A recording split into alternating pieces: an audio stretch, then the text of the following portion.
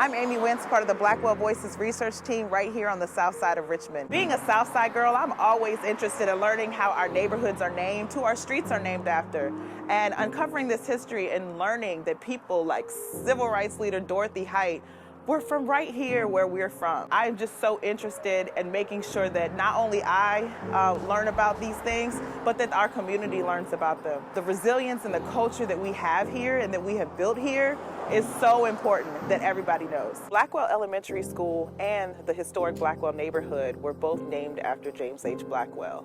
He was born a slave in Marion, Virginia, later moved to this area, which was then called Manchester. It was not Richmond at that time yet. His parents could not read or write, but they understood that education was important. And so they made sure that he and his sibling got their education. So Mr. Blackwell became a teacher right here. And back then, we weren't going to school a lot, okay? So there was one school that catered to African-American students here, and he was one of the teachers at that school under Mr. Binga, who was the principal. Unfortunately, when Richmond annexed Manchester and Manchester became the city of Richmond, Richmond had a law on the books that wouldn't allow black folks to be a principal or a chancellor of a school. So he was the chancellor and had to take a demotion because of the annexation. So you're talking about somebody who was a principal of a school for a long time, who had to take a demotion and become a teacher just because the rules and the laws of the city changed. You're talking about a man who understood the difficulties in owning property and homes in the city of Richmond.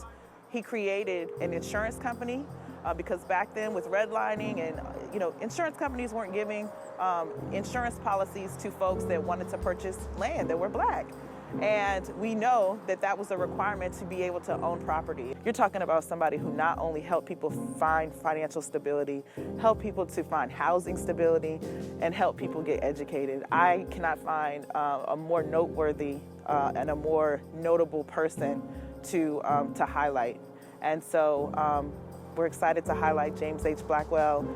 We're not going to settle for any name changes. It's not about changing the names of communities. It's about making sure that people who are moving here understand the impact that this man had on our community.